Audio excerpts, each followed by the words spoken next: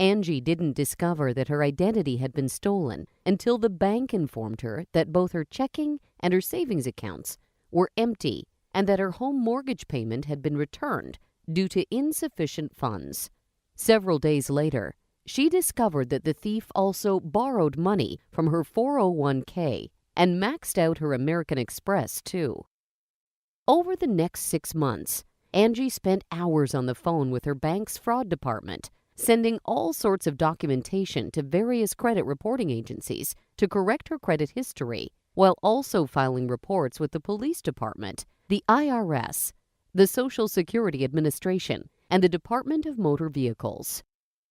According to the Federal Trade Commission, identity theft is the fastest-growing crime in the U.S. As many as 9 million Americans have their identity stolen each year. That's 7% of all U.S. citizens over the age of 60.